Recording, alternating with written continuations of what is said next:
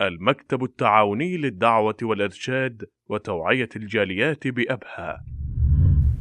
السلام علیکم ورحمۃ اللہ وبرکاتہ. الحمد للہ رب العالمین والصلاة والسلام علی اشرف الانبیاء والمرسلین نبینا محمد وعلی آلہ وصحبہ اجمعین، اما بعد. محترم سامعین کرام، آج کے اس درس میں میرا موضوع سخن ہے ماہ رمضان میں زبان کی حفاظت.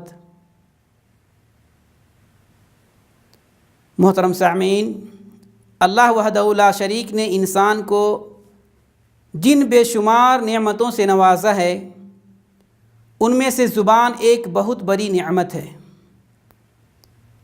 اس کا صحیح استعمال ذریعہ حصول ثواب اور غلط استعمال وعید عذاب ہے. یہی وجہ ہے کہ احادیث نبی صلی اللہ علیہ وسلم میں زبان کی اصلاح کو ضروری قرار دیا گیا ہے. من کان یؤمن باللہ والیوم الآخر فلیقل خیرا او لیصمت. جو شخص اللہ اور یوم آخرت پر ایمان رکھتا ہے، اسے چاہیے یا تو وہ بھلائی کی بات کہے ورنہ خاموش رہے.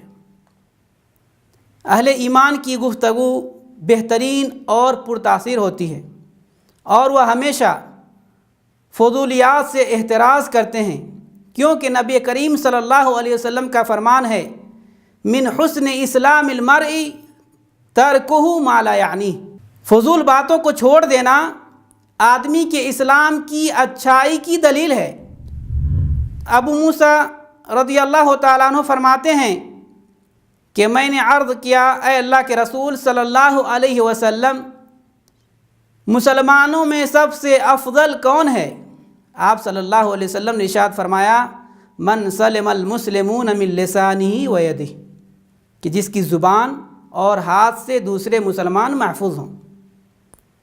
دوسری جگہ اللہ کے رسول صلی اللہ علیہ وسلم نے ارشاد فرمایا کہ من یضمن لی ما بین لحییہ و ما بین رجلیہ اضمن لہ الجنہ، کہ جو شخص مجھے اپنی زبان اور شرمگاہ کی ضمانت دے تو میں اس کے لیے جنت کی ضمانت دیتا ہوں.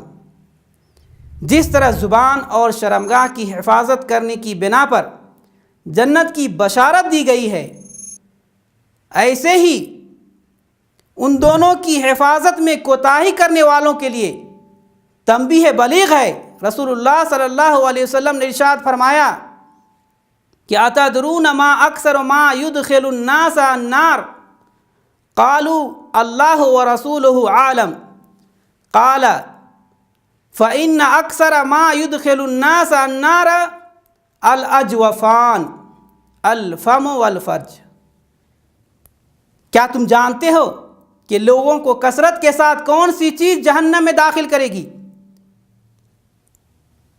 لوگوں نے عرض کیا اللہ اور اس کے رسول صلی اللہ علیہ وسلم زیادہ بہتر جانتے ہیں. آپ صلی اللہ علیہ وسلم نے ارشاد فرمایا وہ دو کھوکھلی چیزیں زبان اور شرمگاہ ہیں.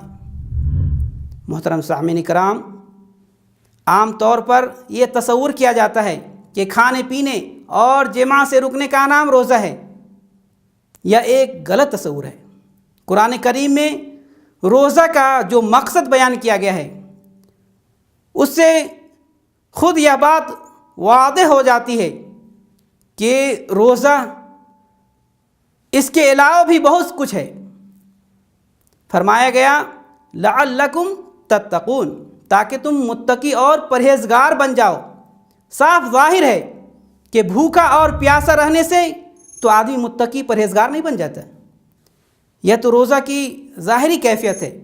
باطنی حقیقت تو یہ ہے کہ روزہ دار ان کیفیات کی حصول کے خاطر سرگردہ رہتے ہیں جن کی انتہا تقویٰ ہے.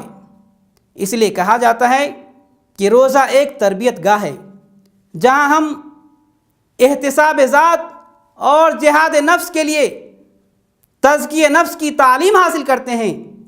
روزہ ہمیں سکھاتا ہے کہ نفس کی خواہشات اور جسم کی ضروریات پر کس قدر قابو پایا جائے۔ اس محدود وقتی تربیت گاہ میں روزہ داروں کو اس بات کی تربیت دی جاتی ہے کہ وہ کس طرح گناہوں سے بچے، نیکیوں کے خوگر بنے، اپنی مرضی کی زندگی گزارنے کے بجائے رب العالمین کی مرضی کے مطابق زندگی گزارنے کی عادی بنے۔ اسی لیے کہا جاتا ہے کہ روزہ صرف بھوک و پیاس اور جنسی خواہشات سے دور رہنے کا نام نہیں ہے، بلکہ روزہ یہ ہے کہ آدمی ہر غلط کام سے بچے، ہر برائی سے بچنے کی کوشش کرے۔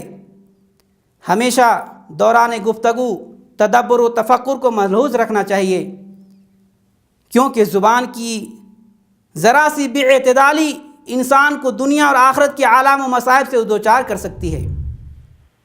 ارشاد باری تعالی ہے، ما یلفظ من قول الا لدیہ رقیب عتید، کہ وہ منہ سے کوئی بات نہیں کہنے پاتا مگر اس کے پاس ایک نگہبان لکھنے کے لیے تیار رہتا ہے۔ جب عام حالات میں زبان کو قابو میں رکھنا اس قدر ضروری ہے تو روزے کی حالت میں کتنا ضروری ہوگا۔ جو شخص جھوٹ بولتا ہو، غیبت کرتا ہو، سب و شتم کرتا ہو، خرافات بکتا ہو، اس کا روزہ کس طرح سلامت رہ سکتا ہے؟ اس لیے حدیث میں فرمایا گیا، اذا کان یوم صوم احدکم فلا یرفث ولا یسخب فإن شاتمہ احد او قاتلہ فلیقل انی صائم۔ کہ جب تم میں سے کسی کے روزے کا دن ہو تو فحش گوئی نہ کرے، شور و شغف نہ کرے۔ اگر کوئی اسے گالی دے یا اسے مار پیٹ کرے تو اسے کہہ دے بھائی میں روزے سے ہوں۔ مسلم معاشرے کا جائزہ لیا جائے تو سب سے زیادہ زبان کے جھگڑے رمضان میں ہوتے ہیں۔ ذرا ذرا سی بات پر لوگ غصے سے بے قابو ہو جاتے ہیں اور زبان کو اول پھول بکنے کے لیے آزاد چھوڑ دیتے ہیں۔ کیا یہ رمضان کا احترام اور ادب ہے؟ میرے بھائیوں، ہونا تو یہ چاہیے تھا کہ رمضان کے مہینے میں خاص طور پر مسلم معاشرے کی فضا نورانی ہوتی، ہر طرف صبر و سکون چھایا ہوتا، لوگ ایک دوسرے کے ساتھ ہمدردی کرتے ہوئے نظر آتے، ایک دوسرے کے ساتھ تعاون اور خیر کا معاملہ کرتے نظر آتے۔ اس کے برعکس لڑے پھرتے زیادہ نظر آتے ہیں۔ اس پر ہم کو سوچنا چاہیے، کیا ایسا تو نہیں کہ ہم روزہ کا ثواب کمانے کے بجائے گنوا رہے ہوں، بلکہ الٹا گناہ کما رہے ہوں؟ اللہ رب العالمین ہمیں زبان کی حفاظت کرنے کی توفیق بخشے، آمین۔ وآخر دعوانا ان الحمد للہ رب العالمین، وصلی اللہ علی نبینا محمد وعلی آلہ وصحبہ اجمعین، والسلام علیکم ورحمۃ اللہ وبرکاتہ۔